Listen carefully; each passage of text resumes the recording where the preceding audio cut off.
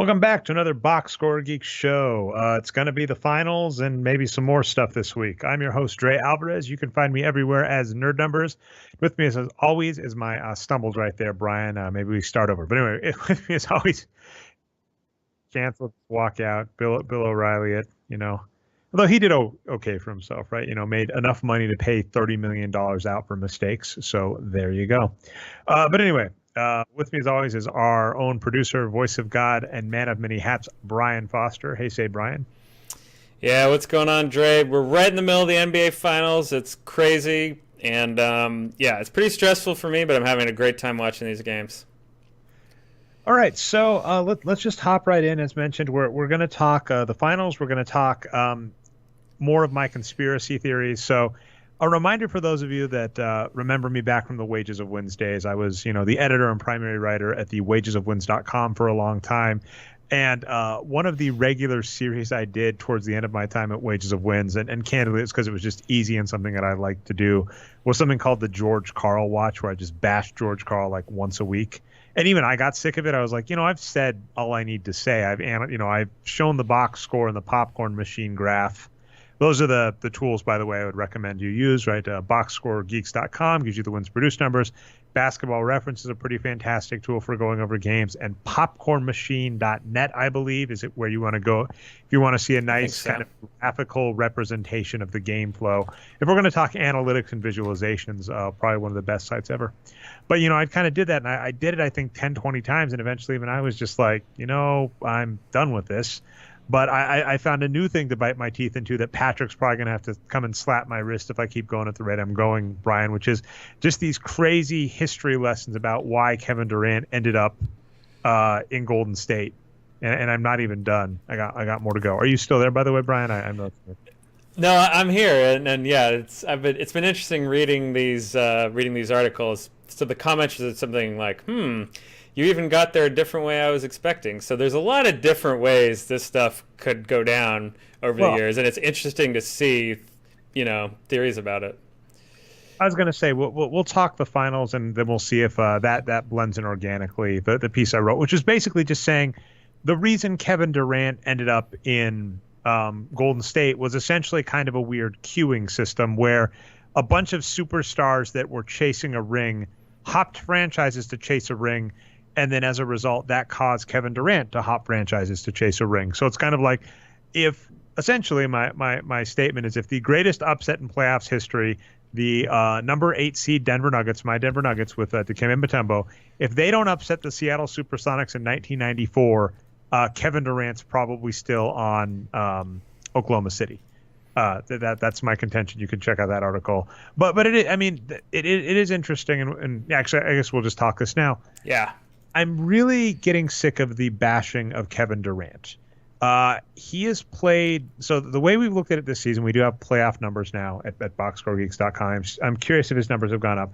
But my basic assessment of Kevin Durant on the Warriors is he was pretty pivotal during the regular season. Let's take a look at this. So in the regular season, I believe he was a 200 wins produced player as a big in what's it called? He produced 10 wins, which is my star level metric, 200 wins produced player, which is twice as good as an average player, for Golden State this season, which is pretty key. And one of the reasons that was key is, as we were talking about last week, the Hamptons 5 were injured essentially 84 games total combined in the season. So Kevin Durant providing that 10 wins for a team that produced 59 wins and they had a record of 58 is pivotal, right? Without Kevin Durant, that team is not a contender. Without Kevin Durant, it's a lower seed. They possibly get knocked off sooner.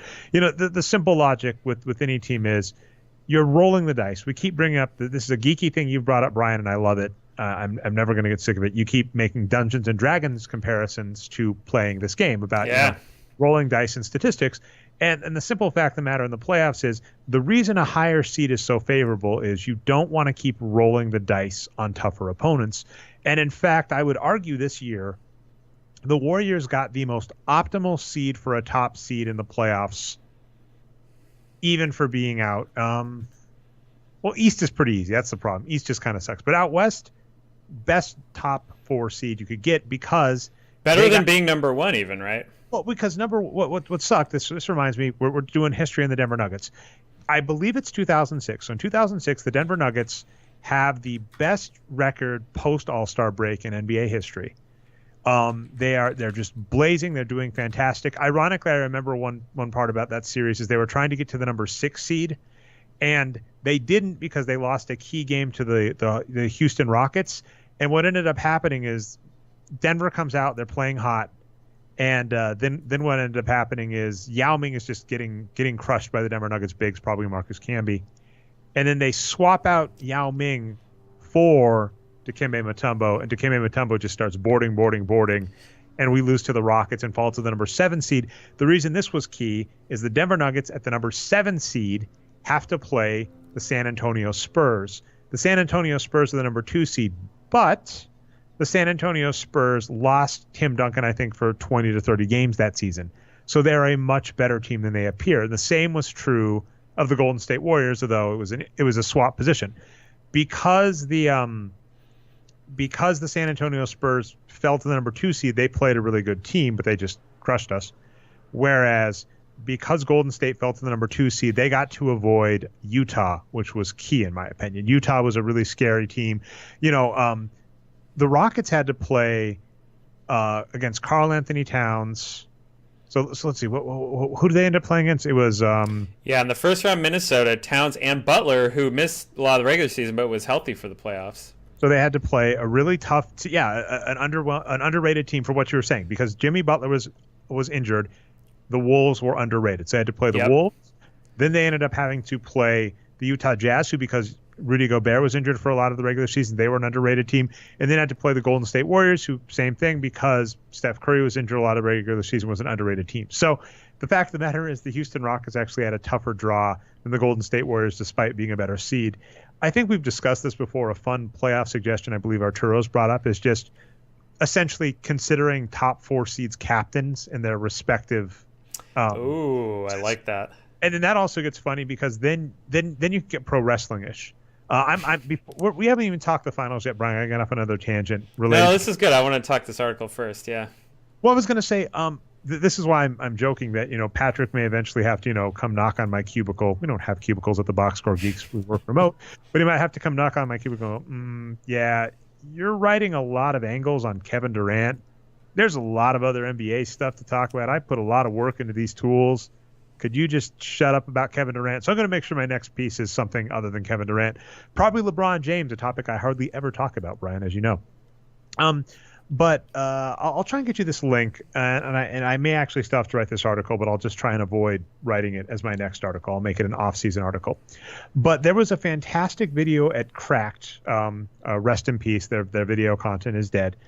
But it was about how essentially professional sports are professional wrestling. And so we're big fans of professional wrestling around here. And the realistic way to frame professional wrestling is a soap opera that is wrapped around the story structure of a wrestling environment. And very similar, the Muppet Show, I've heard Max Landis made this observation as well, is essentially the Muppet Show was this show about a show, very meta. But what we as the viewer were watching is we were watching behind the scenes stuff. We were watching Kermit the Frog, the producer behind the scenes, the actors behind the scenes. Our view of this show was behind the scenes. Wrestling is the same way. Well, in theory, we're worried about who's going to win, Brock Lesnar or Roman Reigns. We're watching behind the scenes stuff. However, a lot of professional sports has essentially taken that angle. I would actually argue it's one reason that professional wrestling has kind of gone down a lot, because people can get their fix in a lot of other arenas now. UFC does it a lot better. UFC embraces a lot of the stories that professional wrestling used to. Kevin Durant is in professional wrestling what we know as a heel. That's the villain. And he essentially did a heel turn by jumping from OKC to Golden State. And what I found is essentially the reason so many people are mad at Kevin Durant is that they are forcing themselves to fit sports into a narrative. This is something we do all the time. There has to be an underdog. There has to be a hero. There has to be a good guy. There has to be a bad guy. One of the things I always bring up Cracked. I'm bringing it up twice. I haven't found the link, Brian, but I may again, which is just a fun Cracked video on how professional sports are really professional wrestling now. And they know that like David Stern is basically, this was Stern, this was before Silver, but David Stern was essentially doing his own Vince McMahon impression of being, this heelish owner that was getting in the way of the players, and it's a fun storyline. The same is true with Kevin Durant. We are forcing a narrative. And another thing Cracked brought up is like how often we force the idea of an underdog narrative. We love the idea that Michael Jordan was an underdog. Michael Jordan was never an underdog. Michael Jordan was a star player on junior varsity that didn't get an exemption to play on varsity. That's the story. He was not cut from his high school basketball team. A friend of his who was a big got an exemption to play on varsity. Michael Jordan was on junior varsity. And like, as a note, like remember, I think Kareem Abdul-Jabbar only played 3 years at UCLA to win 3 titles. He would have obviously, I think, won 4 titles with UCLA, but I believe they had similar rules. Freshmen had to beat JV. That's right. And I think I can't remember if what's his name, Walton, Bill Walton, the older Walton. I think he might be in the same boat. Yeah, they played about the same time. Yeah.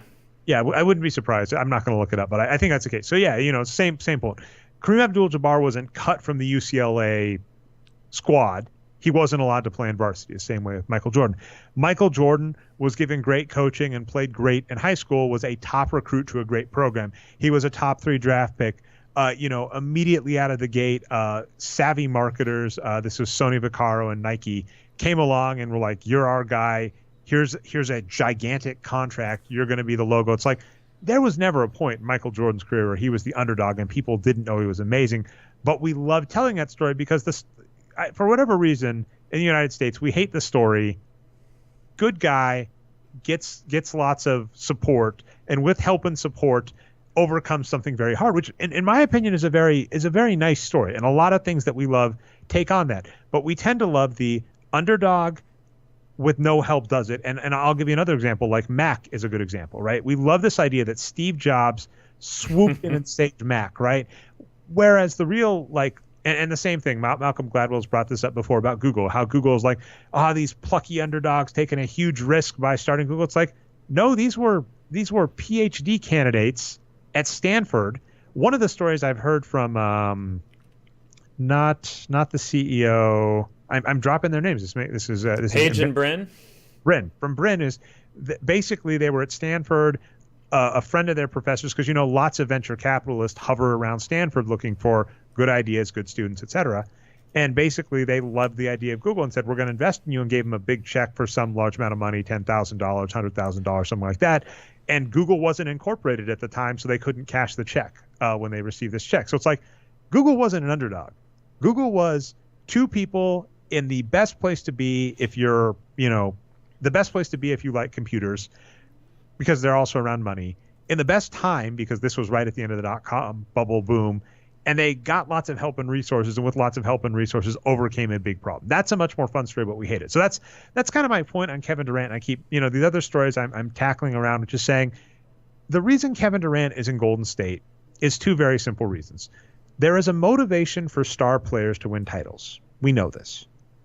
And there are rules in place that billionaire owners have put in place that this gets into behavioral psychology. I basically said that at this point, Kevin Durant is an experiment in behavioral psychology, which is how do you behave?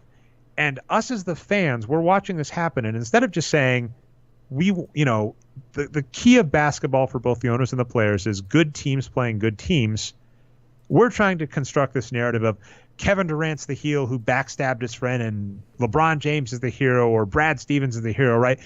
We're manufacturing a narrative out of the tools we are given. And that is, and what I'm basically saying is that's artificial. That's not the whole story.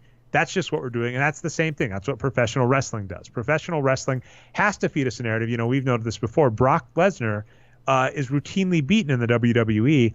If we're realistic with ourselves, this 6'5" guy that was almost good enough to play in the NFL, that was good enough to become a heavyweight champion in UFC, he's going to beat everybody in the WWE, but we have to tell you a story. So when we watch sports, we want it the same way, and we're not satisfied when the reality is a really smart front office, for the most part. One thing that I regret about, not regret, but I really wish we could see the other universe right. I really wish we could Rick and Morty this, Brian. and hop into the universe where Durant does not sign with Golden State. I would really love to see if they paid Barnes would have paid Barnes the money. Because not me.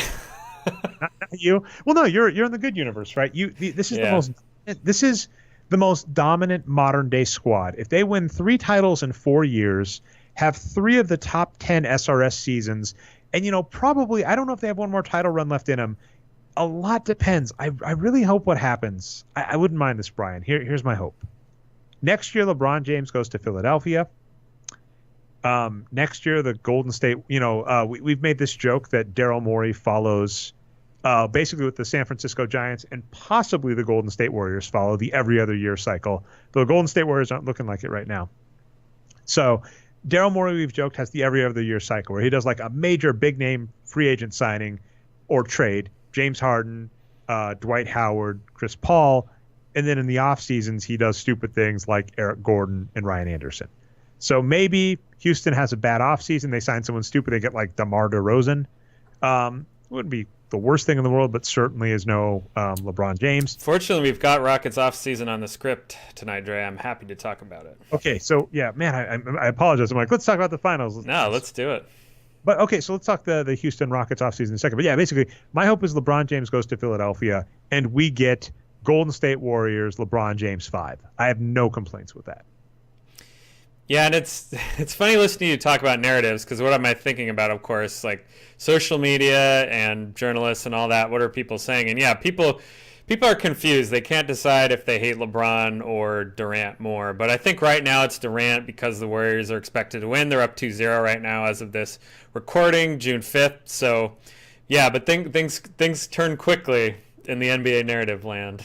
But the one note I've made a lot, and this is a fun project that a guy I don't know. I know they're a Wages of Wins fan, have been for a while, clearly based on their comments. But their name is like Russian Bot, such a troll name, and they only have like a couple of followers. But they actually make some good observations. So on my Twitter account, I was talking about owners, and here's the observation I made. I said if you can tell me, and I think I said this last week too, Brian. I said if you can tell me that you would have been more happy with Kevin Durant staying in Oklahoma City, where we have one of the most villainous owners in NBA history. Clay Bennett stole the Seattle Supersonics from Seattle. That's not a question. And lied about it.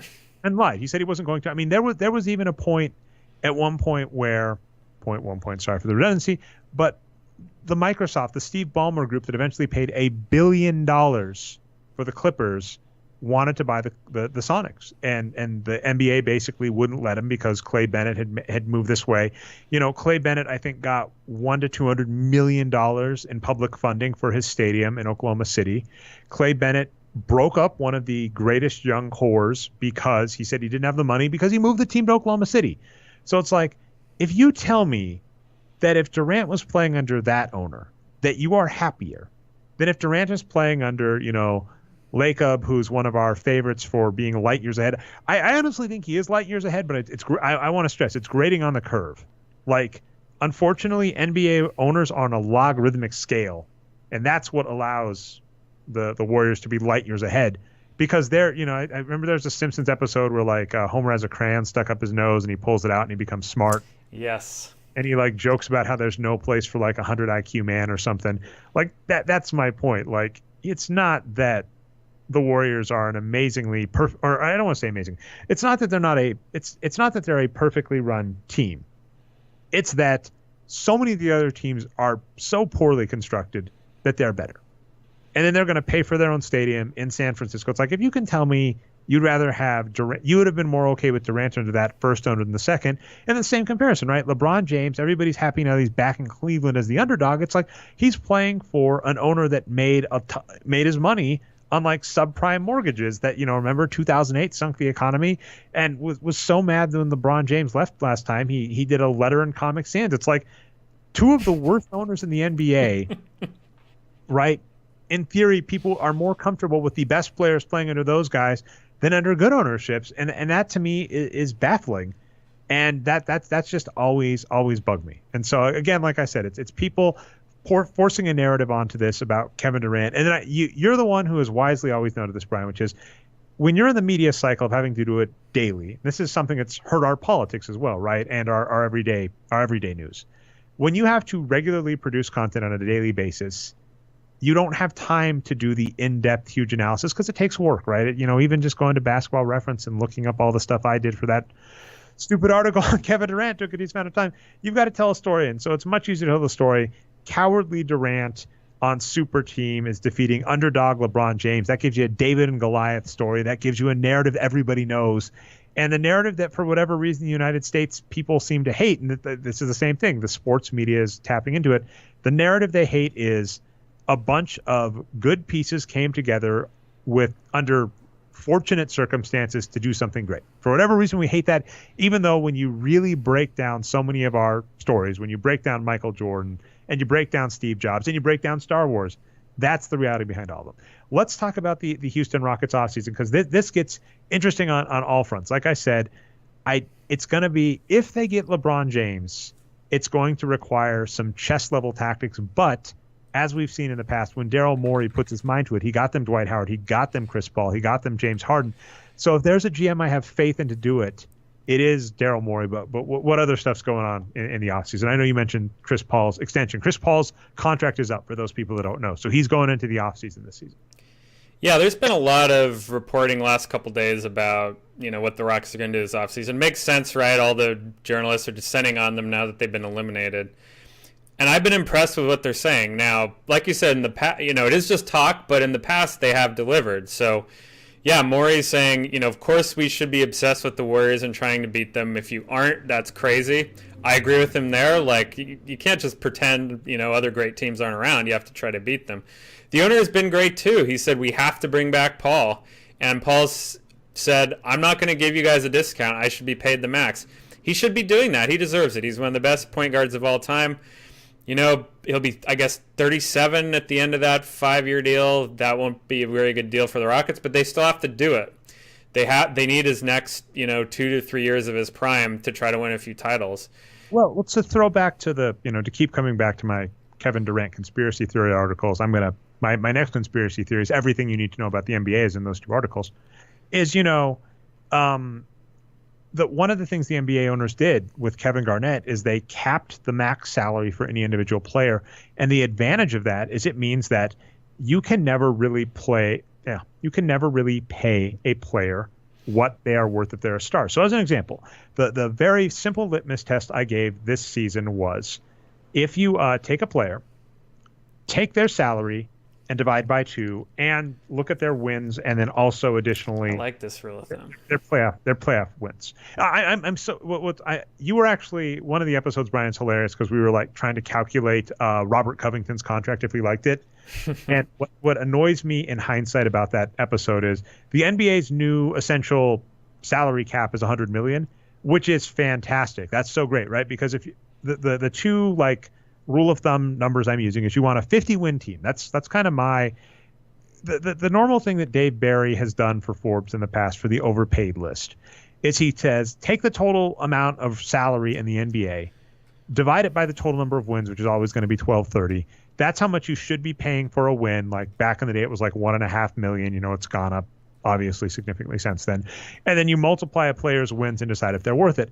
I've decided I'm not a fan of that for the basic reason, that means if you spent the salary cap, you'd get a 41-win team. I don't want a 41-win team. I want a 50-win team. Additionally, you want to include, I think it's fine to include the playoffs. And then kind of a weird final point is, when you're analyzing if a player is overpaid, like Dwayne Wade's a fantastic example with Miami back in the day with that title run. At the end of the title runs with LeBron James, Dwayne Wade was fading. He was not worth the money they were paying, which is what you're saying about Chris Paul.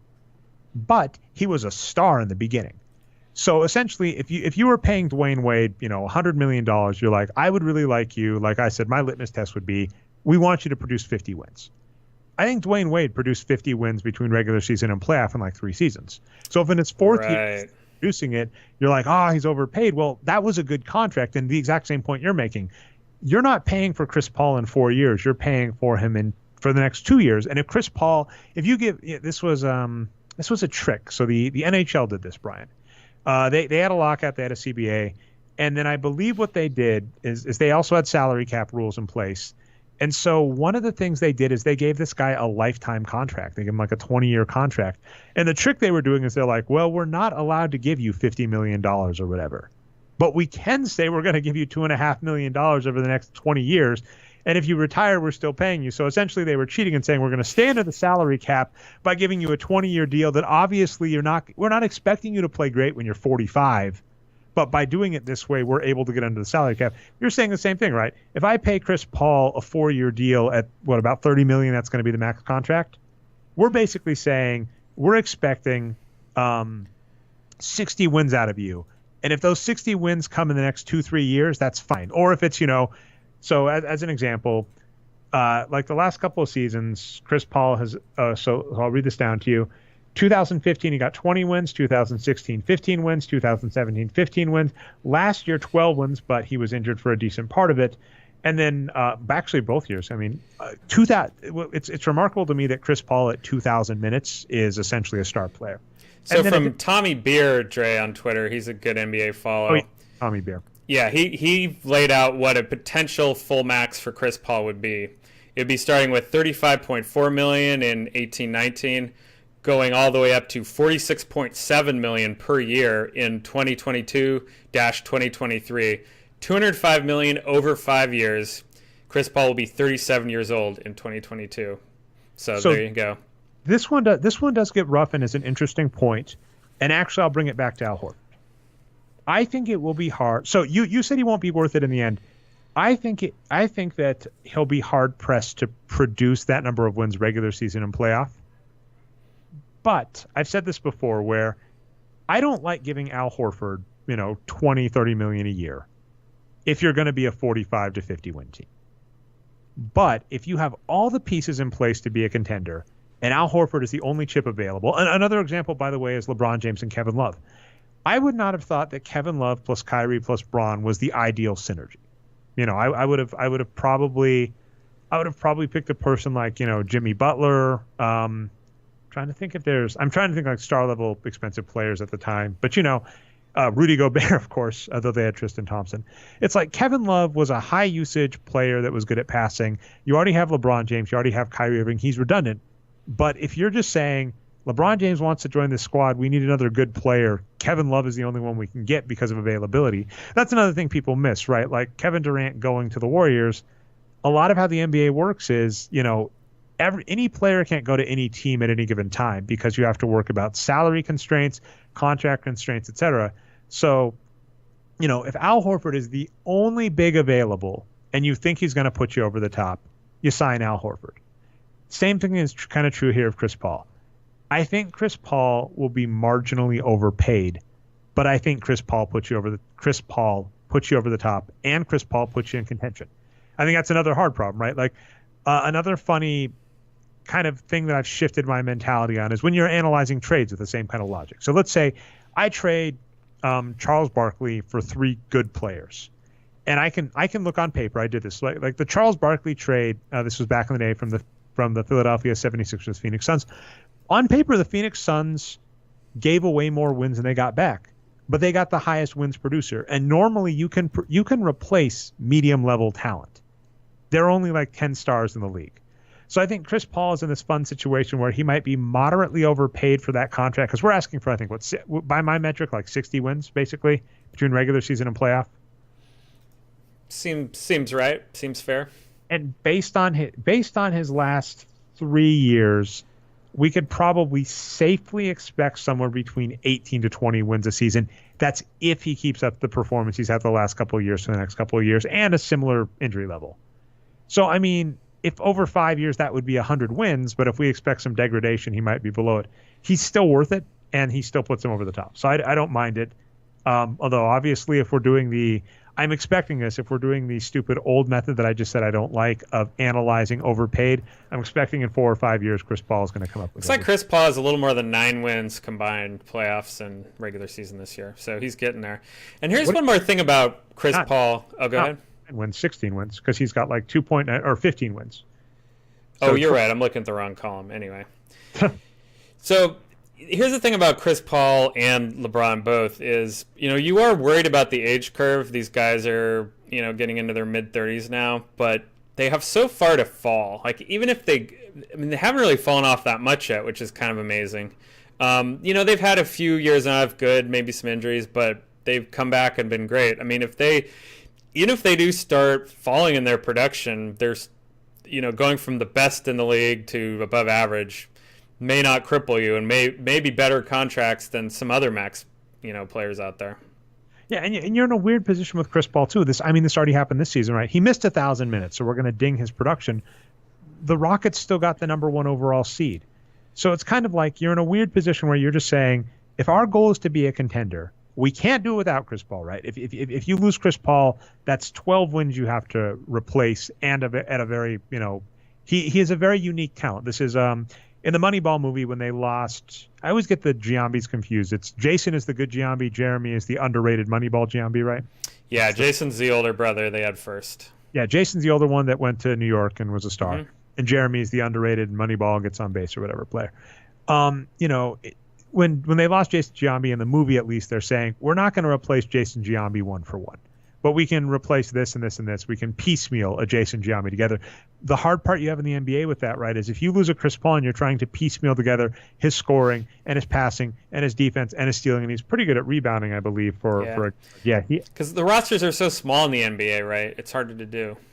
Yeah, so I mean that's the problem. It's like if you're replacing Chris Paul and now you have to ask 2 or 3 positions to replace him, that's harder. So it's like, yeah, Chris Paul, there's no reason not to sign him, and it is also it's one of those funny things where it's like, are you willing to go into the luxury tax to go for a title? Like Cleveland has like one of the highest rosters in the NBA, mm-hmm. and essentially they're like, we're going to keep a title team together, as opposed to teams in the past, like we mentioned, the Oklahoma City Thunder, like the Phoenix Suns back in the day. These teams are like, we're not going to pay the money to stay a contender, and it can go either way, but it is just worth noting for that stay a contender note. The Golden State Warriors, I can't remember. I have to look back through it. Forbes comes up with their evaluation every season. And just the Golden State Warriors, I think, are one of the top 5 valued franchises in the NBA right now. That's because they have 2 titles. So when you're a franchise, and what most owners, if we're realistic, most owners have essentially purchased a team as a collectible that they may sell in the future. They're buying an expensive comic book, a rare car. And if you want to increase the value of that rare comic book or car, you want a title. So it's amazing that these people are like, I don't want to hurt my day-to-day costs of this team. And you go, if you wanted to make money on day-to-day costs with, $1 billion, buying an NBA team as an investment on like dividends is a horrible investment. If you have $1 billion, there are much better dividends you can get with $1 billion. But if you're investing $1 billion into an NBA team to flip in the future for $2 billion, then get a damn title on it, because that makes it more, attractive. Yeah, and I guess my only thought on that is some people, for whatever reason, just don't think Chris Paul is a top point guard, and he really is if you look at the numbers. So those people need to look deeper. I don't know these people. And just my final points on the Rockets is that, they're just saying all the owners and everyone are all saying the right things, and Daryl Morey as well. They're saying they want to bring back Capella, so yeah, that's what they should do. They should try to clear out Eric Gordon, which they may be loath to do considering how many minutes they played in the playoffs, and then Ryan Anderson as well. Ryan Anderson is the first. So Eric Gordon is overpaid, and I don't like him. And my kind of metric is you don't want a below average player in your starting 6, or top 6, because that's your playoff rotation. Eric Gordon's below average, so I don't want him, right? I want to kick him out. Klay Thompson we might think is overpaid. Actually, we don't think he's currently overpaid, but he'll be overpaid in his next contract. Klay Thompson might be overpaid, but he's still a starter. Eric Gordon, in my book, is not a starter. Ryan Anderson, though, is god awful and was $20 million a season. So if there's a way, if they have to buy out and stretch Ryan Anderson to afford a better player, ideally LeBron James, this free agency is going to be nuts, because in theory, depending on what Kevin Durant does, LeBron James, Kawhi, Kevin Durant, Chris Paul are all available. So there's a lot, and DeAndre Jordan as well. There is a lot of room to work with there. Yeah, absolutely. And they should be going after those players. So they're saying they want to keep the same roster and not blow it up. I think that's smart. They should be saying that, and they should, try to go in that direction. But if you can get LeBron, you got to give it a shot. But yeah, just to close it, I've got their Spotrac page open right now with all the salaries, and it's really those 2 players, Gordon and Anderson, are the liabilities. They have PJ Tucker under contract until 2020.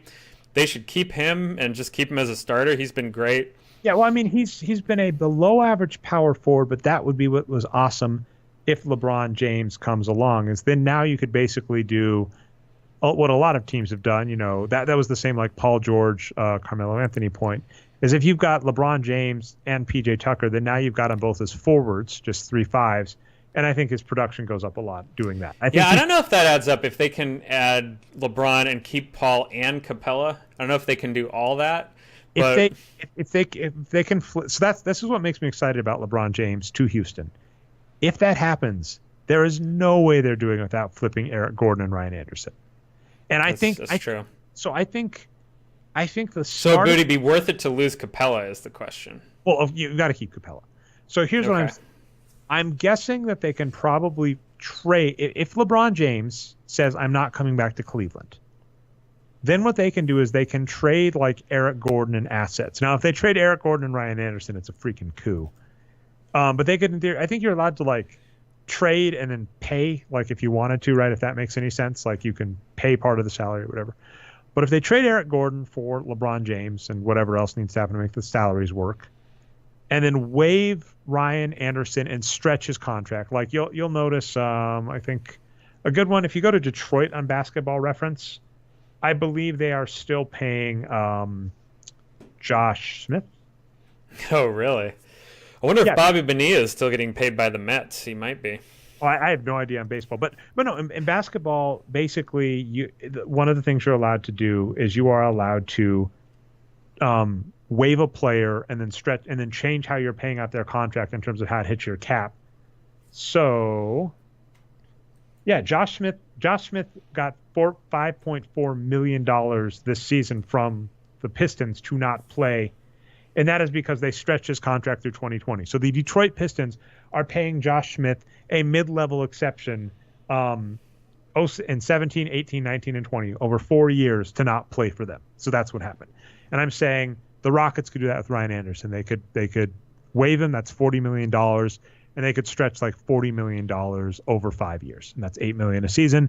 They can trade Eric Gordon for LeBron James, which it's not a real trade, right? It's the same thing. When LeBron James went to Miami traded some second round picks for him. And that's just like, we're taking your player. We're sorry, no hard feelings.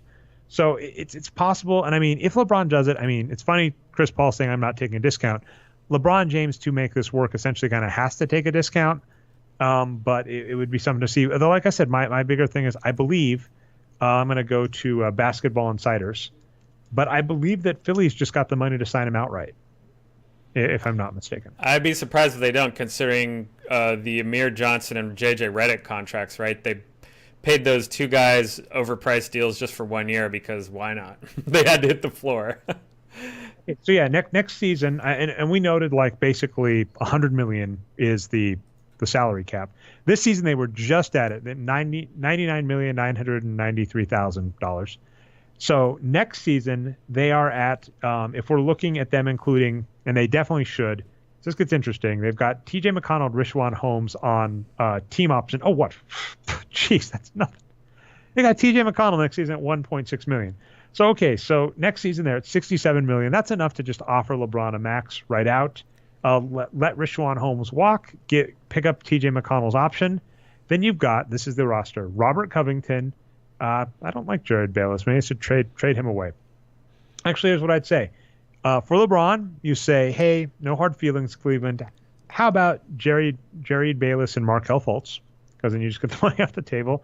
Then you've got Robert Covington, Ben Simmons, Joel Embiid, Dario Saric, T.J. McConnell, and a couple other players. So it's like, yeah, that's to me, that's the ideal scenario. Yeah, Bayless is a good place to get salary for them. Of course, Fultz, generally I'd say teams will never trade a first overall pick that soon because of sunk cost fallacy. However, based on something we're going to talk about later in the show, there could be a new sheriff in town that might be willing to do that in Philadelphia. But on LeBron, so yeah, everyone wants him to go to Philadelphia. That'd be great. Houston would be great as well. First of all, they could still win the title this year. So if that happens, he'll probably stay in Cleveland.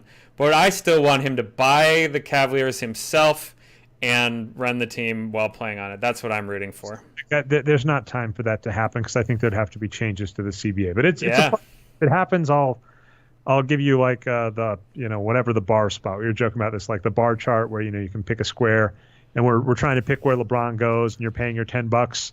We'll make your square extra big. So if you're right and LeBron James buys the Cavaliers and completely not next year, but maybe he has a wink nod with Adam Silver that if he can hang around a couple of years, they can find a way to get Gilbert out of there.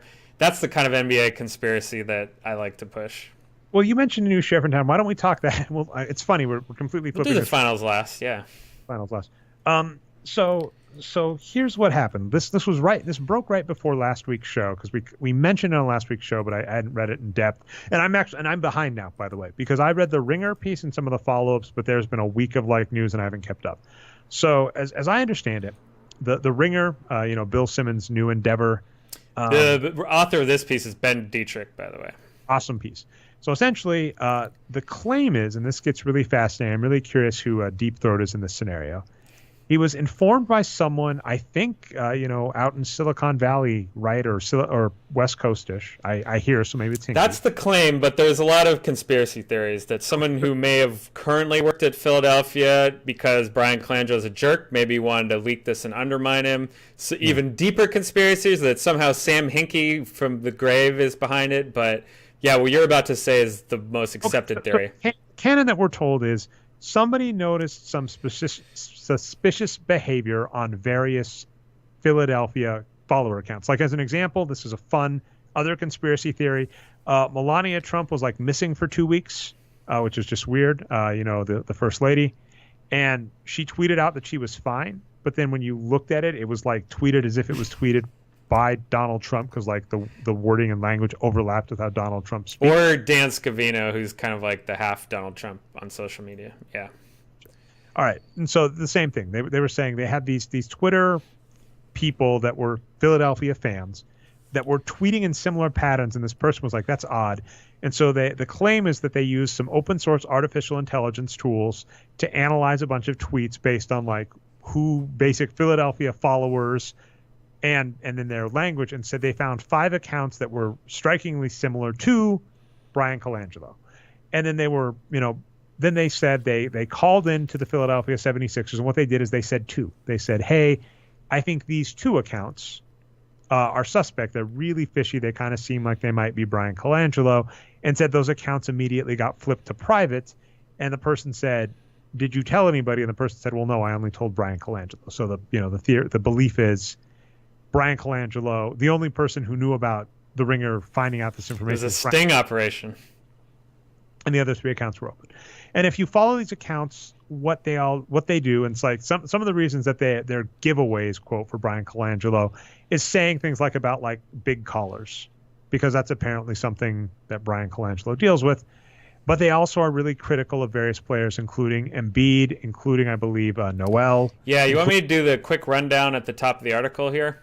Oh, let's go for it. So here's here's the summary. He used these burner accounts to criticize NBA players, including Embiid, Jahlil Okafor, and Nerlens Noel when they were still on the 76ers.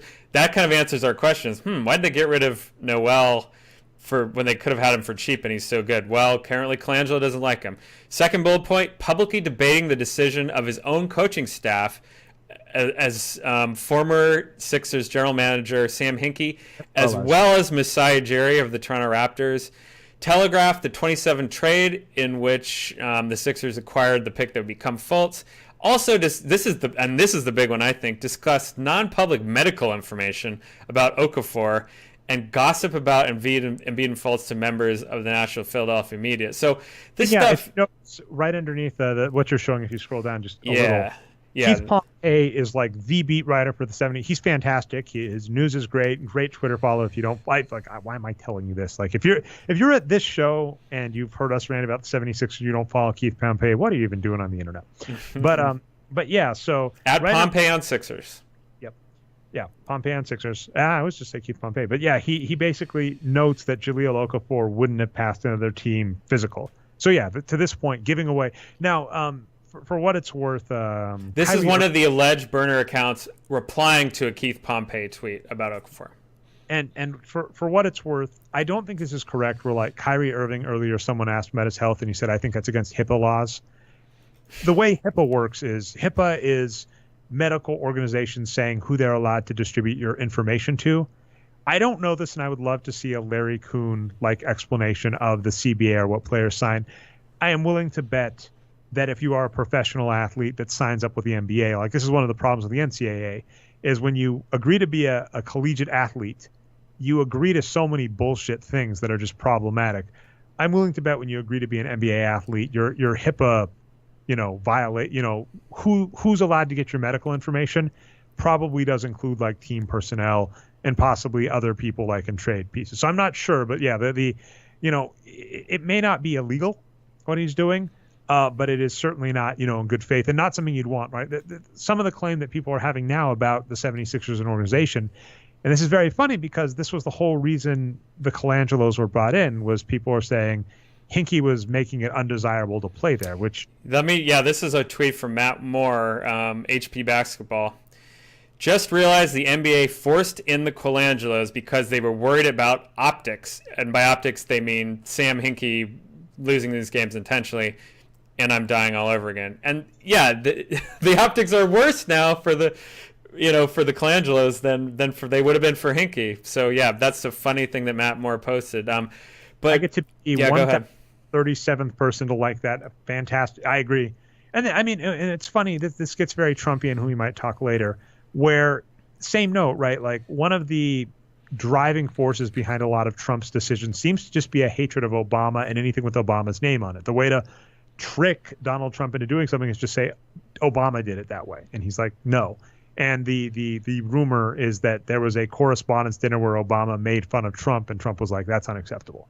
And then there's a lot of undercurrents of racism on that because Trump was one of the big people that wanted to see Obama's birth certificate. And there's this whole idea that a old rich white man cannot stand the idea of a black person in power above him. That's the country we live in. Fantastic. Okay, but same idea here, where like it seems like Colangelo might very well just be like, and I was this is a weird way to put it, Brian. I was in the same boat to a degree. I do need to write an article just summing up a lot of my Hinkie thoughts, because I know you and I have spent hours discussing it over the years. You discussed it with Hinkie himself. I've discussed it with Hinkie himself too. But what I'm saying is I'm aware, like on the internet, every time I talk about Hinkie, people are like, didn't you hate him? Didn't you always bash him? And it's like, it's a very nuanced take where, as I've said many times, I like some of the stuff he did. I didn't like other stuff. I've never directly heard on the record an answer about if he was waiting to the big offseason to spend money, or if there were, flames in the fire for agents, right? Hassan Whiteside, Kevin Durant. I don't know if LeBron James, he might have been on a one-on-one. There were a lot of big names going into that offseason when the salary cap went up, when I talk about Kevin Durant ending up in Golden State. So who knows what happened there. So it's very nuanced. But the thing is, I remember when Hinkie was fired, like a lot of the analytics nerds were just lionizing Hinkie. And I was like, you do understand that there have been, he's had 3 of the worst seasons in NBA history back to back to back. We never got to see what happened. So it's kind of like, I'm like, why are you liking him now? And even after, everything looks great now, right? Like the 76ers look well on their way to a title. And mostly because of hitting on Ben Simmons, though. Exactly. Well, it's the play, but the players that are important are I would say in order, Ben Simmons, TJ McConnell, Joel Embiid, Robert Covington, those 4 players. Obviously, Ben Simmons being the lion's share, and that's what we're saying, right? Like that's why LeBron James is so big. That's why Kevin Durant is so big. That's why Chris Paul is so big. A top 10 player in the NBA is just so damned valuable that, yeah, and that's the thing. We thought, I'm using a quote that Jim Cornette used about The Rock in WWE, because that's the theme today, where he said, he thought The Rock was going to be the champion. He was like, The Rock was a fantastic young talent. He was like, I told him, sign this guy and he's going to be your champion in 5 years. And he was their champion in 3. Like, that's just how good The Rock was. Same thing is true of Ben Simmons. We were like, he looks like a fantastic prospect, but usually those guys take 3 to 4 years before they even get close to their level. And he did it in 1 year. So, or 2 if you include the injured first season. He's not a real rookie. That's so stupid. That's a conversation for another day. But just That's a great offseason. That's a great waste filler episode for the offseason. But the point is, this current 76ers team is Hinkie's team. And I've said that before, where I'm like, you should be mad because our complaint was we thought it was going to tank Hinkie too long to get to where, as a nice Freudian slip, I said tank Hinkie too long instead of take. We thought it was going to take him too long, and he essentially hit what would be considered our acceptable threshold because of Ben Simmons, so we still think there's a lot of luck there. But you have to understand that the 76ers doing well right now is not the Colangelos. It's all players that Hinkie acquired. And so we can see, to what you're saying, it's some interesting animosity a la Trump from Colangelo against Hinkie, saying, why is everybody like this guy instead of me? And that the reality is that the team is doing well because of Hinkie's decisions. Yeah, so just to answer your earlier question, what's happening now, in the past week and where is this going to go next? So 76ers have hired an independent law firm to conduct an investigation, but internet sleuths have already done their due diligence as well. Someone was able to, someone went and tried to take the Twitter accounts and reset the password, right? And it says, we'll send it to your phone number ending in ******91. All of them had, 3 out of the 5 had that 91 number in the end. And Colangelo's wife has a number that ends in 91. So it's thought maybe 2 or 3 of the accounts could be his wife's instead of his. There's also a thought one of the 5 accounts could be Jerry Colangelo, Brian's father's account. It's not clear which in the family has what accounts, but even Arturo posted something on Twitter that's something like, yeah, I've emailed with Brian Colangelo before. I'm not going to dox him here, but based on, the information here, this was his email address. I think these are his accounts. So people seem to think it's true. And even if regardless of how much of it is true, at this point, he's been exposed kind of as a bad guy that the players shouldn't trust, regardless if it was him or his wife or someone else. So he's a liability. They got to move on. Well, the wife story gets interesting because if it's his wife, that means that he is sharing confidential information with someone who is not, who is obviously not good with it. Or his father, who I don't think works for the team anymore. Is that right, Jerry? Or am I wrong? Is Jerry still involved? No, although the Colangelos, this is one of those deep dives I have to do where the Colangelos are, I think that happened too. Like they traded away Jason Kidd off the Phoenix Suns because they didn't like him. It's like I've not been a fan of these guys. Brian Colangelo's the one who is responsible for Andrea Bargnani being the best dollar to worst performance player in NBA history. I haven't been impressed with him in the past. So to your point, there is no real outcome at the end of this that looks good because it's like the best case scenario is Brian Colangelo's wife created 5 burner accounts that she used to spread confidential information from Brian Colangelo about the team, which means you can't really trust them. And then it seems like a lot of this, as you're saying, a lot of the stuff that's being shared is just problematic. So it's like, it's one of these where I can't believe this happened. One of my most popular liked tweets is unfortunately a response to another tweet where I said, this story came out of nowhere, right? Like the NBA season had 2 weeks left, and then I can't believe this is going to win the craziest story of the NBA season with all the other stuff going on. But and the last funny note that people are starting to say, I would love to see it happen, but if Hinkie would come back, although apparently Hinkie is a consultant for the Denver Broncos right now, so And by the way, that bums me out. Actually, it's Denver Broncos. It was Rams. Apologies, I got it wrong. The Kroenke organization does own a football team, but it's the Los Angeles Rams, and Brett Barup worked for that. I was going to say I would have loved Brett Barup and Sam Hinkie to be on a team together, but it's one of those cases where I think I'd love to see Hinkie back. We'll see. But I don't know. It does amuse me. We've talked a lot about this. I'll get one last note on Durant, and we'll talk the finals, where it's like we talk about these weird gentlemanly games in sports, right, where the reason Kevin Durant is so unpopular for what he did is it was improper, right? It is improper for a star to go to a winner, right? And that's the bullshit myth. Like I said, if they decide to do it themselves, it's fine for the owner to tell them, but to go to the other team by trading them. The Michael Jordan myth, right? Michael Jordan didn't go form a super team, though, like read the Jordan rules. He wanted to, and he was gonna, and then his team got good. So it's like, and then, like we'll notice too, what you were saying, the owner does it, right? Magic Johnson was playing next to Kareem Abdul-Jabbar because Kareem Abdul-Jabbar didn't want to play in Milwaukee because we're racist, and we still are. Awesome. And then so he got to play next to Kareem Abdul-Jabbar, and then don't forget, I wrote an article about this too with Magic Johnson. James Worthy fell into their lap because Ralph Sampson, they didn't know where Ralph Sampson was going to go. So they not only do they luck into a number one pick, it was the best case scenario number one pick, which is James Worthy, who became a Finals MVP. It's like all of these players that have done great had good talent around them, but we're just going to force this narrative. And the excuse we use is ungentlemanly, right? And the same was true of Hinkie. He rubbed people the wrong way. He rubbed agents the wrong way. Don't you know this is how you're supposed to behave? You're supposed to tank, but you're not supposed to be that overt, right? You're supposed to be like the Phoenix Suns, right? You're supposed to lose 20 games. You're not supposed to win 20 games. You're not supposed to win 10. And where he was like, well, my goal is to do this. And I can't fault him for that because it's a multi-billion-dollar industry where you are the owner of a billion-dollar franchise. It's like, the idea that you're supposed to be nice drives me nuts. And the same is true, by the way, your boy Steve Kerr. Let's use this as an excuse to jump to the playoffs. So Steve Kerr was talking the other game where they were still playing when the game was a blowout. And he said, I'm sick of this notion of just dribbling out the clock when you're winning.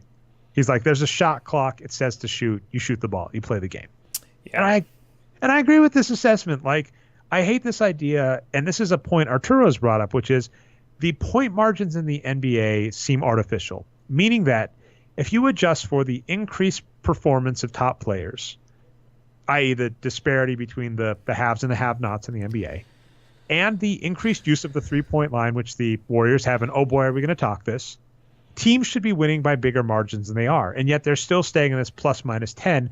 And his thought is basically teams believe that when you get a 10-point lead, you're supposed to take your foot off the gas and dribble the ball and be nice. And a coach we love is Brad Stevens. Brad Stevens was this coach that's like, I'm never out of it. I'm going to keep playing till the game's over. And so it's the same thing with both Hinkie, with Kerr, with Stevens. It's like, play the damn game. It's like when you try and be nice and polite, that's where you lose. Patrick made this point about Kevin Durant ending up on the Warriors. If they don't go for Durant, and then the same thing that happens, i.e. Steph Curry gets injured, they're not a 58-win team, number 2 seed. They're a 50-win team, number 4 seed, and maybe they lose. So It's like you play to win the game. Coach Edwards, is it Herm Edwards? Herm Edwards, yes. Coach the Jets and the Kansas City Chiefs as well. Yeah, you play to win the game. So we're Oh, that's right. He had that rant. Oh, that was a great one. And speaking of playing to win the game, the MVP, Finals MVP, obvious right now, Brian, without question, J.R. Smith will win the Finals MVP for the Golden State Warriors. You could hear the chants in the stadium. So there's a lot to talk about. I just got to ask you, for those of you who don't know, because we're recording this a week after the fact, because we recorded last week's show right before the finals started. For those of you who don't know, LeBron James scored 49 points in regulation in a finals game, one of the top performance games ever. I think one of only 10 players to score over 40 points in a playoff game. With 10 seconds to go, they're down by 1. George Hill is at the line with 2 to shoot. George Hill makes his first when the game is tied. He misses his second one with 5 seconds to go. J.R. Smith rebounds the ball. LeBron James is wide open on the perimeter. J.R. Smith dribbles the ball past LeBron James, dribbles out the clock, hucks up a shot at the last second that has no shot of going in. They go to overtime, wherein the Golden State Warriors win by 10. So, how did you feel about that game, and how many times did you watch the JR clip? I didn't watch that many, and to be honest, I didn't think it was as bad as people thought it was. It was a bad play, but I don't think it was a total, Chris Webber kind of. He says he knew the game was tied. I'm not sure that's true, but he did get a shot up.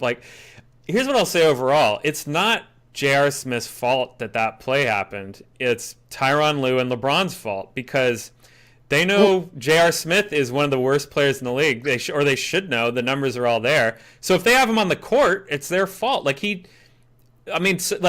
J.R. Smith is a great basketball player. Anyone in the NBA is. But compared to an NBA player, he just should not be out there for the finals. So that's my thought on that play. He's also old. And that too. What was remarkable about, I'll say this in 2 parts. What was remarkable about Game 1 is that literally crystallized kind of everybody's thoughts that I've heard about the finals, which is just on paper, the Warriors are a much better squad, but who knows what LeBron James is going to do? And that has been the story this entire year. The Cleveland Cavaliers, after it became apparent that Isaiah Thomas wasn't going to come back healthy, that Jay Crowder, whatever happened to Jay Crowder happened, right? Jay Crowder. He's probably still hurt earlier in the year. That's my biggest guess because he played better for the Jazz. See, he was still horrible for the Jazz. I mean, he had some ups, but like just he played horrible for all teams. But the basic takeaway was, this team shouldn't make the playoffs, right? You were talking about this, right? There was a point where like, they're probably going to miss the playoffs, and they did that trade. But then also LeBron James played like an MVP. Our numbers say LeBron James is the MVP this season.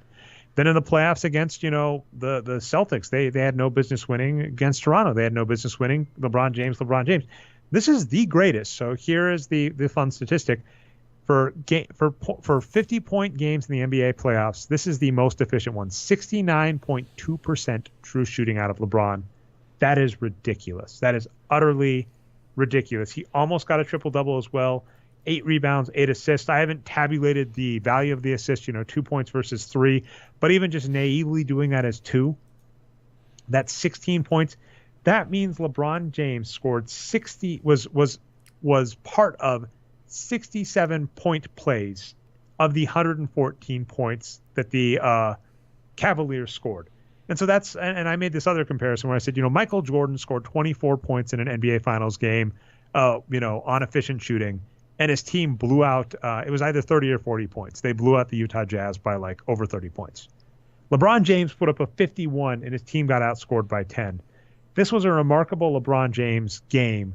And I really think Game 1, the Warriors basically broke his spirit, which is why I'll say the impressive part, LeBron James came back in Game 2 and put up a triple-double in the first 3 quarters. And if I'm not mistaken, 60.5% true shooting. It's like, he is just amazing. This is so far his best finals performance. And one of his best regular seasons too.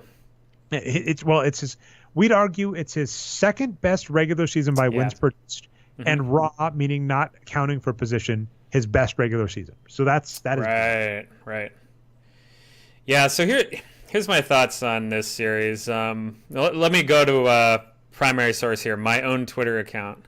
This is what I tweeted out before the series, what I was thinking, and this is coming off of that Houston series, right, where they went small quite a bit, and I was very critical. McGee and Pachulia did not play at all. So Twitter feed. Are you going to read Game 2? Because Game 2 Twitter feed I love, and they're one of my favorite players. Gets some love, I believe. Oh, well, I'll just scroll down and see what's there. I forget. But anyway, so yeah, I posted this on Twitter or tweeted, I guess you could say. I like saying post on Twitter.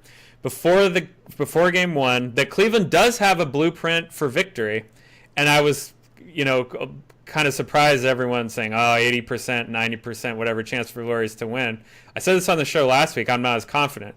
So I tried to crystallize this. Why am I not as confident? Well, it's because the Warriors are very favored, but they do have a weakness when they go small, which is they can get destroyed in rebounding, right? So we talk about these buckets of ways to win games, right? You need to build up these stats throughout a game, and whoever gets the most of them is probably going to win, right? They're probably going to score the most points. So when you go small, you focus all on the shooting percentage. You're trying to just have as many good shooters as you can and guys that can guard the perimeter as you can. And shooting is great. If you look at Dean Oliver's 4 factors, it's, I think, the biggest. It's 65% or something, right, of winning, according to him. I think Dave Barry's numbers are maybe a little different. Let's be clear on that, because I do want to interject. That's like what he favors it at for win share, why it's a BS metric. And also, just to follow up on your, I keep doing rules of thumb, but like by go big, what you pretty much mean, and we'll talk about the 2 games, is essentially if you look at Sean Livingston and Nick Young, who are 2 bad players. No, so I'm talking about Cleveland going big. So they're. I'm saying, but your response, because you're saying Golden State not responding. So I'm saying Golden State going big. The easy thing to look for is, are they playing more Nick Young and Sean Livingston, which is something. Oh yeah, we're going to get there in a little bit. Houston versus Kevon Looney, JaVale McGee, etc. Okay, so but finish on Cleveland. Sorry. Yeah, so I lost my train of thought, but I'll just start over again. So Cleveland playing big. How does Cleveland have to play big in the series, which you have outlined? You have given the opponent a blueprint as to how to win on Twitter, Brian. Here's my blueprint. So, number one, Cleveland has to go big, and they seem to have been willing to do that, and they did, right? LeBron, Kevin Love, Tristan Thompson starting front line. That's one of the biggest front lines you can play in the NBA.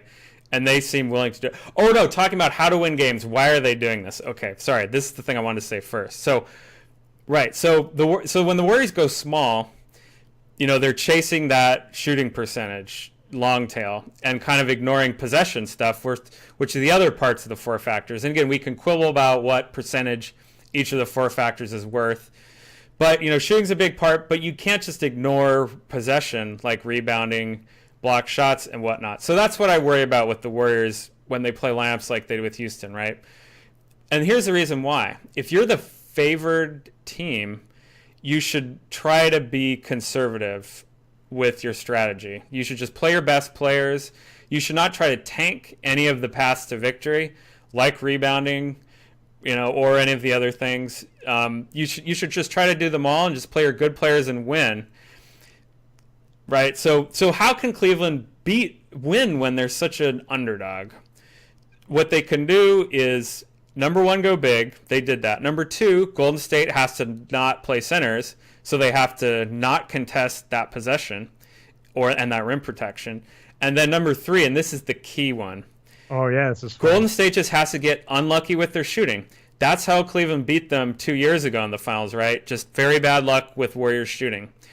And in addition to that, Cleveland crushes them on the boards because they have this possession advantage, right? So I thought it was far from impossible. And let's say that it's still not impossible. They've lost 2 games. They're down 2-0. Those are both road games. They're having 2 home games coming up soon. And by the way, they almost lost game 1. What I love about this is game 1, Cleveland gets 53 boards. Yes. Golden gets 38 boards. Mm-hmm. Now, what you were lucky on is Golden State forgot 0.3 to lose the game. Golden State shot 36% from 3 on 40% three-point rate, meaning 40%. 60% true shooting overall for Golden State in game 1 as well. So they didn't do it, whereas, Cleveland, abysmal 52 point. They shot, the fact that Cleveland shot 52.4% as a squad when LeBron James, let's see, what's his usage? Because usage does tell you. 40% of their usage. LeBron James got 39% of their usage, shot 69% true shooting, and the team finished at 52.4%. That is ridiculous. But to your point, that almost happened in game 1. Now, game 2, though, I got a little more on game 1, if that's okay. Oh, go for it. So I had 2 tweets to follow that up. Like, what actually happened in game 1? Well, all the stuff that I said needed to happen didn't quite happen, right? Cleveland did go big. Golden State kind of went big. They gave McGee and West some minutes, but not that many. They still gave Nick Young and Sean Livingston a lot of minutes. They started Kevon Looney, and he got 24. So So they improved, right? They improved their lineup, and then what's that second part that Cleveland needs to do? They need to crush it on the boards. They did that, 53-38, big time. So we're like, well, then all that needs to happen for them to win, right, is the Warriors need to just have a crap shooting night. Well, that didn't happen. They shot pretty well, 60%. I believe they were 60% for the regular season, which was by far number 1. Actually, can I give you something, Brian? Sure. You're still right. So, by the way, I love the dude, and I've been defending him all show. The Big Lebowski? Yes, Kevin Durant is the Big Lebowski. But Kevin Durant went 8 for 22, 1 for 7 from 3. Key point is he went 9 for 10 from the line, so he kind of salvaged it. Kevin Durant had a 49.2% true shooting night.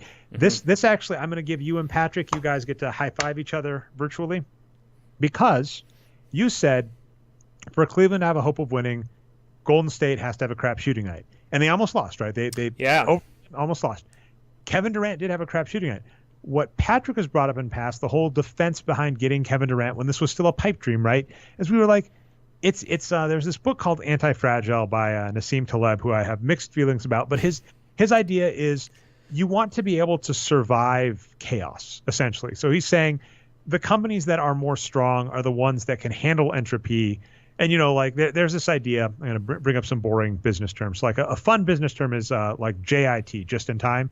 and Kanban, which is like the right unit to measure. So like it's a list of lists. Yeah. So you have these ideal workflows where you're like, I just want exactly what I want, exactly when I want it, right? Like it's think very Blue Apron, right? I want a meal. I want you to give me the exact ingredients I need at the exact time I need them with the exact instructions how to make them. Whereas the alternative, right, is I just have a big pile of canned goods in the basement. A flood happens, you have your Blue Apron, your oven goes out, your Blue Apron gets washed away, you're screwed. I have a bunch of canned goods, they're stacked high in the basement so they don't flood. I have food. And that's his point. So the funny thing is that we actually like this philosophy for sports teams where we're like, do not take it as a given that your team is going to be healthy or that all of your players are going to be good at once. And so Kevin Durant shot horribly, which is that's Brian's keys to success for the Cavaliers. Yeah, that's a fun post. Yes. The Cavs blueprint to success is what I named this tweet. I love it, and I'm going to say that's a fantastic article thing for this show. But Klay Thompson 8 for 16, 5 for 10 from 3. Steph Curry 11 from 23, but 5 from 11 from 3. Draymond Green 5 for 9, 2 for 5 from 3. It's like, and then Kevon Looney 4 for 5. So it's like, yes, their best scorer had a crap scoring night and they almost lost, but they had enough redundancies built in that it wasn't enough for Cleveland to overcome it. That's right. And I think, in the mainstream take would be something like, well, Cleveland's roster is unbalanced. They have all these big guys that kind of suck and aren't very good. They can't guard the perimeter all. Their defense is one of the worst in the league. All these things are true, but Cleveland is the underdog. They need to try to win with what they have. So I think they're playing correctly with what they have. They need to say, look, the only way we can win is keep playing big, keep trying to crush the boards. And yes, maybe our perimeter defense will suck, but since we're such a big underdog, the Warriors missing shots is the way we need to win. And then we need to dominate possession. So that's why I agreed with you. I tweeted that I thought Game 1 is a bad sign for the Warriors. And now Game 2 is better. They started JaVale McGee in Game 2, and he got something like 17 or 18 minutes. David West got more minutes as well. So they improved their lineup. Their shooting stayed good, and I think they learned their lesson. I'm gonna try and look this up on the Play Index Plus. By the way, here's a fun free shout out. So Basketball Reference has a tool called the Play Index Plus, which is really useful for making queries about team seasons, player games. Here's the thing. It only goes back through 1963, 1964. This is key because they do have playoff games for points. Points is like the only statistic that has been kept throughout time for the NBA box score is points. And so that's by the way, one of the reasons I think there is a big onus on points in the NBA, because that's the oldest stat. We have it, rebound, steals, blocks, all this are relatively new. But if you go there, it only goes through 1963, 1964. Be careful about that, because I said that, like, for instance, LeBron James had a record in terms of points scored in the finals, and I left out Elgin Baylor because that happened the year before. So just be careful when you do that. But what I'm trying to look up, here's a fun statistic, Brian. You ready for one for Game 2? Let's go. In the history of the NBA, wow, really? This is a fun stat. This is an amazing game. So the Game 2 of the finals this year. In the history of the NBA, Brian, this is back to 1963, 1964. Can you tell me how many players you think these stats hold true have scored 26 or more points in a game while taking 20 or fewer field goal attempts in the finals? I don't know, like 1, 3, not very many. Okay, we're going to give you you're going to say you win. Your answer is correct. It's 2. So I'm going to average 1 and 3. Okay. Game 2 of this year's NBA Finals is the only time in the last 40 years of NBA history that 2 players have shot that well, and one of them was Kevin Durant. So Kevin Durant, right?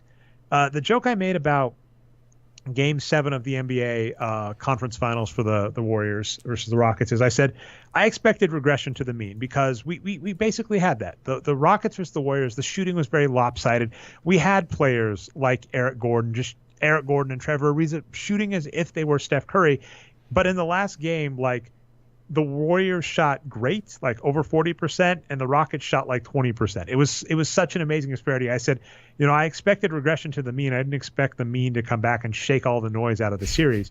Well, game one, I just gave it to you, right? I said Kevin Durant shot 49% true shooting, horrible. Game two, he shot, let's see, let me get this in front of me because I do have it. Sorry, I just scrolled by it. 82.5% true shooting. So it's like, yeah, I mean, let's give a little fairness to the game, right? It was a 20-point blowout, but geez, Kevin Durant came back, so it's kind of like, yeah, and let's look. Do you want me to read off his box score, Dre? We've got it right here. 10 for 14 field goals, including 2 for 3 on threes, 4 for 4 from the line, 9 rebounds, 7 assists, 2 blocks.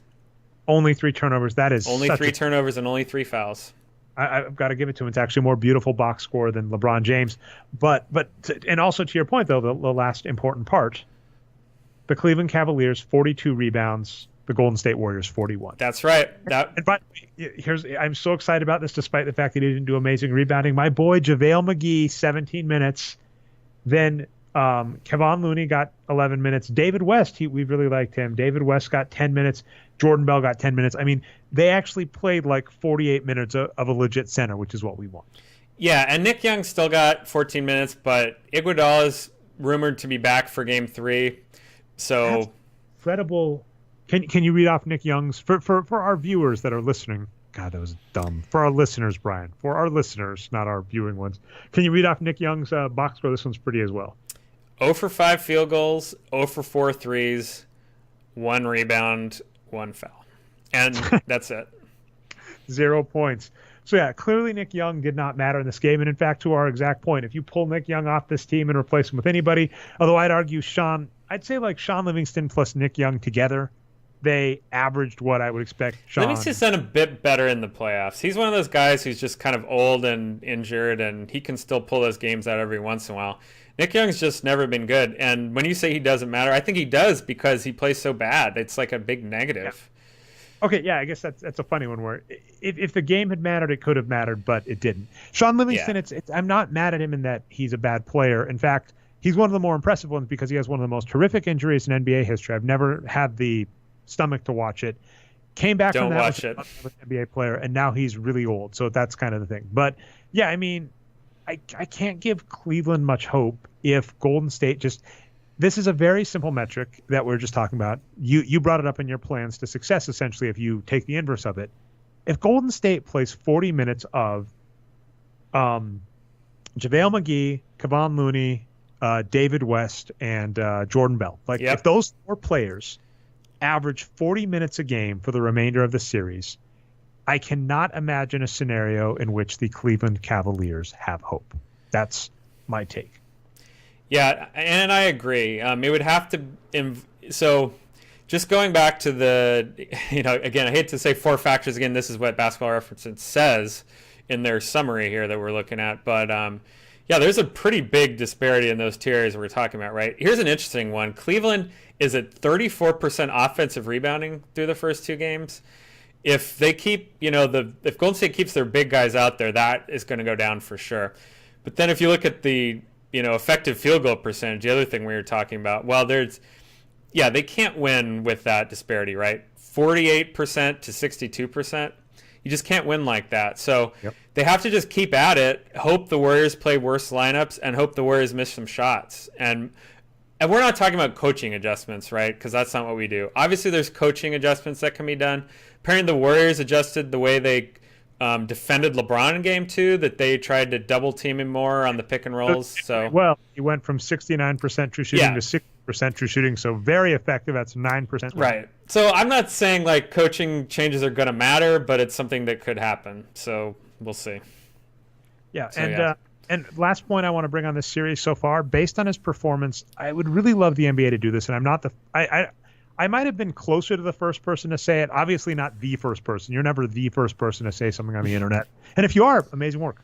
But I just said I really think that LeBron James should win Finals MVP. We might not even agree with this from the box score statistics, but in 2015, am I right on that one, Ryan? I remember looking at it and thinking LeBron should have beaten Iguodala. So the joke I made is I said Andre Iguodala and Steve Nash have to walk by each other and do the Michael Jordan shrug to each other just all the time. Because I think does Steve Nash still work with the Warriors? He does. He does. Yeah, I imagine they just walk by each other in the hallway like, I don't know.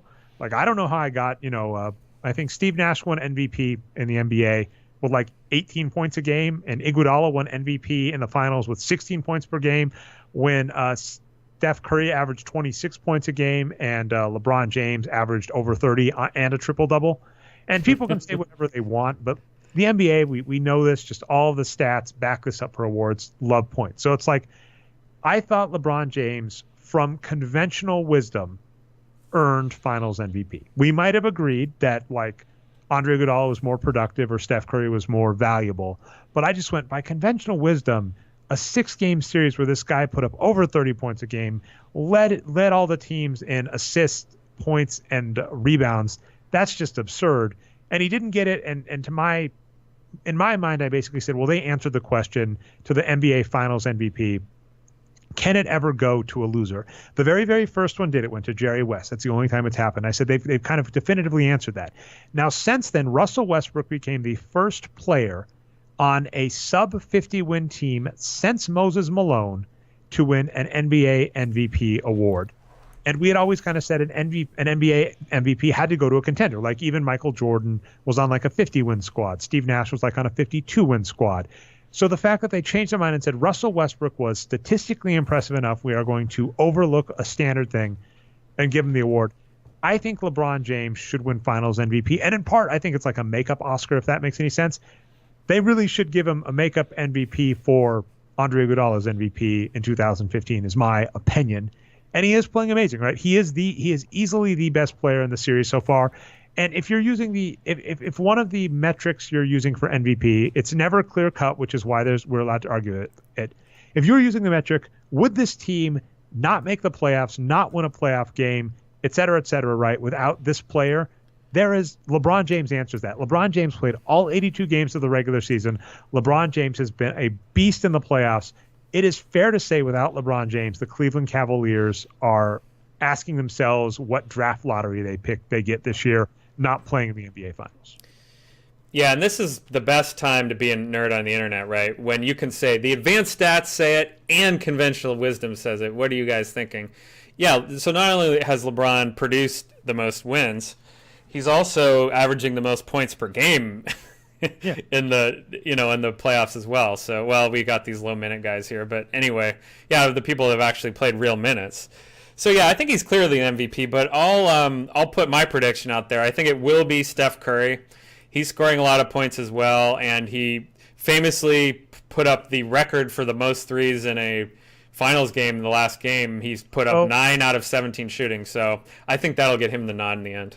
Well, I mean, we'll have to see. I mean, don't forget there was a finals where people were like asking where Kawhi was after 2 games, and then he went on to win Finals MVP. Same thing I've been harping on the whole playoffs. It's still too early to tell. I think if the Cavs run off 4 in a row, I think LeBron will be the MVP. Yeah, well, but well, who knows? I'm going to stay in your boat and say I have no idea. Let's see. Did we get through everything, Brian? Is that it? Yeah, I think so. I'm going to just steal a segment from the Short Corner podcast that actually Justin Halpern said we could use, so it's not really theft, called Fuck That Guy. We have to bring it out. Right. The day of this recording, just to keep you in the loop, the Philadelphia Eagles won the Super Bowl against Tom Brady. Again, you can put some narrative over it, but the reality is a team beat another team. Tom Brady, in my opinion, too, deserved Finals MVP in that Super Bowl MVP and didn't get it because it's a losing squad. Philadelphia Eagles won the Super Bowl. A bunch of them didn't want to go to the White House, so they agreed to have a small core of key personnel come to the White House to visit. And essentially at the last minute, President Trump said their offer was rescinded to visit, and basically said he was just going to have a rally playing a bunch of music like the National Anthem and God Bless America instead, which is effed up in many regards. And, just fuck Donald Trump, like everybody's been saying. It's just one of those, it is so frustrating to watch and very disheartening. We've talked this a lot on the show, Brian, where this is so idiotic. And I know it's going to work on some people. And for those that don't know, which is odd because it's been reported a lot, Donald Trump got like deferrals like 5 times going to war, basically claiming he had bone spurs, which kind of later, if you listen to interviews, was made up. So he's a draft dodger. I have different thoughts on that, but whatever. So he didn't go to war. He has insulted veteran families that have won, not won. Wow, that's the worst way of saying it. Sorry, who have been awarded the Gold Star and other medals, Purple Hearts. He has insulted them. If you watch him, there have been various times where he doesn't put his hand over his heart for the national anthem without being prompted. He doesn't know the lyrics to the national anthem. The fact that he is able to use the national anthem as a weapon against people and have people back him is maddening, when there are legitimate people who, fought for our country and, know what it's about. Colin Kaepernick was taking a stand for something, doing it.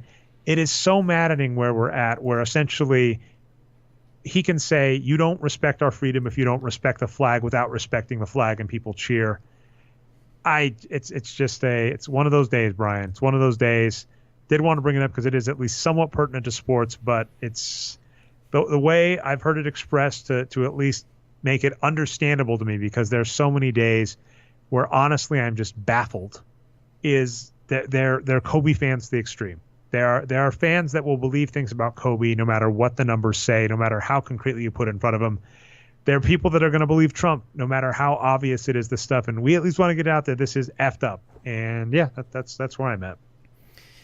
Yeah, so I'll go into politics here. I usually don't, but why not? This is fun. No, so yeah, I mean, for those who don't know, I spend more time thinking about politics than the NBA in general. So it's weighing on me too. But here's kind of where I am on this right now, and I see what you just said on TV and written on the internet and wherever else over and over again every day, which is, this is baffling. How is it happening this way? And here's what I think. So there's a professor here at this university behind me, Cal, that I attended. He died back in the 90s. Thomas Kuhn, maybe it's pronounced, I can't remember. But he wrote this book called The History of Scientific Revolutions. And this was kind of a controversial book, I think. I don't remember. I read it, over 20 years ago. I don't remember a lot about it. But the one thing that really struck me from that book is that it's famous for kind of introducing the idea of paradigms, right, back into the modern discourse. So paradigms, right? Like, what is the paradigm that we're baffled looking through? And it's modern, democratic America, this world order that's been established basically at the end of World War II, right? Nazis were beaten. The West coalesced around the United States, whoever else, Germany, France, Great Britain. We had this age of dominance of, liberal democracy, basically. You had the Soviet Union as well, fought the Cold War against them for a long time, into our lifetime, right, up till 1990 or whatever. Soviet Union lost, we're like, great. This Western alliance is this paradigm, this is the top of the world, this is how we're running things. And we have all these ideas, right? Like, I'm going to try not to get too, corny and low level here, but just, the Constitution, ideas of fairness, equalness, everyone's created equal and all that stuff. And that's why it gets so confusing, right? Because he's saying all this stuff, and it's like, why? This is not going to get him elected. This is not going to make people like him.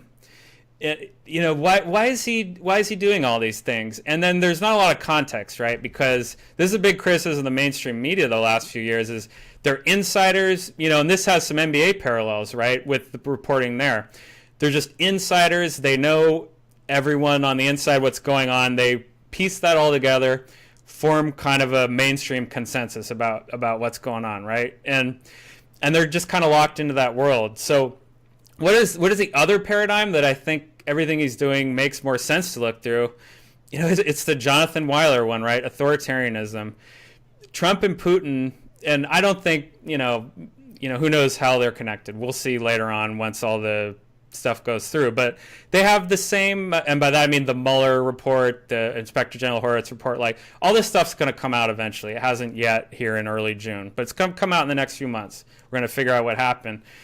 But so Putin and Trump and everyone they're trying to, build a political coalition with, it's the opposite, right? It's not Germany and France and the United Kingdom and traditional democratic countries. It's the authoritarian ones. So everything he's doing makes sense in the context of an authoritarian takeover. He's trying to say what I say is right. When I say it, it doesn't matter if it's inconsistent with what I said in the past, and everyone else is wrong when I say it's wrong. And it's just that's it. It's cult of personality. And if you try to step out of American ideology, it makes a lot more sense. Yeah, and that's a scary interpretation, but that's what I think right now. It's a funny. I'll just let's step on as many toes as possible. I'll let this be the last note, and then we can head out to shoutouts. But like a funny aspect of the Bible, because I always get interested in the counter to people saying unethical. Calling Trump a Christian is nuts, given how he behaves, which is definitely true. Christian is just a tool to him. It's beneath him. But what I was going to say is, if you look at the 10 Commandments, this is a fun game, by the way. Like, if you got $50 and meet someone who says, I'm a Christian, bet them $50 they can't name like 8 of the 10 Commandments. They won't. I know this trick and I even forget them. But the first 3 are about obedience. Yes. Like the first couple of commandments, the commandments do have like don't be unfaithful. They do have don't kill. They do have respect your parents. It's funny that they have both don't covet and don't steal, which is odd. But essentially the first couple are like, you will obey me. And in fact, it's said in very messed up language where I think it's like, I think one interpretation says like, I am a mean and vengeful God. Like that's in the commandments. So it's like a lot of Christianity does, and other religions as well, basically just basically hammer home obedience. And so what you're saying makes sense. It's like, we're baffled by, and I think rightfully so, how the hell did Trump become the figure they're obedient to? But it's just kind of like what you're saying. He basically hijacked the mechanism. It's like, you are trained via either authoritarianism or like a lot of religions, you are trained to believe, I listen to you, you are the authority. He just hacked his way into the authority. And by the way, that is a fascinating, in the future, I'm hoping we can say this with more detachment than now. But, it is a fascinating one to watch, like just the Fox News cycle of him being a pariah and a joke to him being the one in charge. But that does match with what you're saying. And I do like to bring it back to basketball as the last point. Like, I do like your paradigm point, because we talk all the time on the show about things that seem normal in sports, where all you have to do is zoom out and go, yes, this draft model we are discussing makes complete, us talking about trading the number 1 pick for the number 3 pick and doing this and asking this guy to take a pay cut and targeting this guy makes sense. Take a 10,000 foot view and go to any other industry and you're like, what the hell are you talking about? Yeah, and everything Trump's done and is trying to do has been done before. Like, I think I've been trying to read more history lately to try to understand what's happening, and it's all there. It's just kind of, it's really hard to handle that it's all coming at us at once, right? It's like we got Teapot Dome, we've got Iran-Contra, we've got all these scandals going on at once, as well as espionage and money laundering. Who knows what else? I'm not going to get into some other theories now, but yeah, it's just a lot to handle, and I wish I could remember where this quote came from or what the exact quote is, but it's something the effect of people are having a severe lack of imagination right now about what can be going on. You need to step back a little bit more and think, wow, this could really be possible. It seems like it is. The Steele dossier seemed crazy when it first came out, but now here we are. A year and a half later, most of it's been verified. And let's give you some credit. This has been your take. This, despite the fact in the playoffs that, you're still a Warriors fan, this has always been your take. You're like, you actually remember history where you're like, don't get super confident in the playoffs. Anything can happen. So I like that as well. You ready to go to shoutouts? Yeah, that's all I got. I actually have 2. So the first, we may actually have to steal this. So it's from John C. on Twitter. I believe longtime follower of the show. Yeah, he's great. John C., fantastic. I follow him on Twitter, leaves lots of good comments. But he said about last week's show, I put it on the script. He said, this is about last week's show. And of course, if you're complimenting us, I'm going to love it. Good pod today, guys. I realized your pod isn't really about basketball, but the explanation of critical thinking when applied to the subject of basketball. I love that tagline, Brian. I wish. Did he see something about the C-3PO reference? He liked that too, or is that someone else? Yeah, the second. Yeah, if you click on it and it shows the thing, he said also the C-3PO line made me laugh, and the line was maybe C-3PO doesn't know what the fuck he's talking about. So there's actually a good Star Wars point that goes along with what I was just saying, and it's the episode 4, the trench run. There's right as that's going on. What's the general's name? General Bron or something like that. He goes up to Tarkin, Grand Moff Tarkin. The guy's name, but the other. It's not. It's something different than that. Anyway, the point is, everyone knows the line. He goes up to him and he says, "We've analyzed their attack plan. There is, there is a chance it could succeed. Do you want to evacuate?" And then Tarkin says, "No, evacuate in our moment of triumph." And it's just like you can't, you gotta think different. Yeah, I mean, or at least, and again, this we were talking like Taleb. It's like allow for the possibility.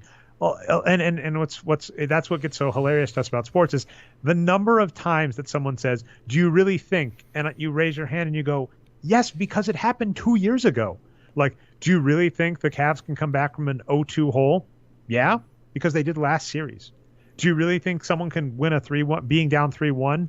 Yeah, because we've seen it happen. It's like, it's even more remarkable when people act like something is impossible that they've seen, more so than what you're saying, which is like, it's you should also in the real world be open to the possibility of something you've never seen occur. All right, so that's shout out number one. Shout out number two is to CM Punk. He is going to be going back to the Octagon this week for UFC 225, 235. I'm going to try and find a way to watch it. I mean, you go to Buffalo Wild Wings. He got demolished his first time out, which was funny. But I mean, to be fair, it was very much the Brian Scalabrine challenge. It was a inexperienced person going up against an experienced UFC fighter. So CM Punk, for those who don't know, is a big name in wrestling. Has the longest consecutive title streak in modern wrestling WWE history, which for the results are rigged, so that doesn't really mean much. But anyway, you don't respect the Undertaker streak at WrestleMania, Dre? That's different, but probably anyway. more than Vince McMahon did. Anyway, go ahead. Oh yeah, but he quit to go to the UFC and got demolished. But he's coming back, so we'll take a look at that. We're just fans of him from wrestling, and I think he stands a better shot in this fight. I think it's a more even match, but it's just always fun. And again, the UFC is a fun place to go where narratives still apply, but a lot of times like Cinderella stories is like, nah, there's no Cinderella. It's a lopsided match. All right, those are my shout outs. You got any, Brian? No, I don't think so. Just John C. Good tweets. Thank you. And thanks so much for the history lesson and the politics lesson. Anyway, that's been our show. If you've so much more to say, yeah, go ahead though. I've already explained this to Brian and our listeners. In the off season, we are going to slowly transition to a political show. You're not going to see it happen. We're going to be talking about the draft, and then bam, Brian's going to be telling you about Italian regimes in the 1600s. But anyway. Felix Sater went way too high in round one. No. All right. Anyway, that's been our show. If you want to snot through the website, you can find us both written content and tools and analysis at boxscoregeeks.com. You can find us on iTunes and Stitcher, the Boxscore Geeks Show. We go live every week. We're aiming for Tuesdays when there is not a playoff game. Twitch.tv/nerdnumbers at 9:30 p.m. Eastern Standard Time. You can catch the recap of the show on channel YouTube on channel. Let me get that again, Brian. Channel Nerd Numbers on YouTube. I've been your host, Nerd Numbers. Co-host Brian Foster. Boxscore Brian is the handle, and co-host in spirit, NBA Geek Patrick Min. We'll talk to you next time.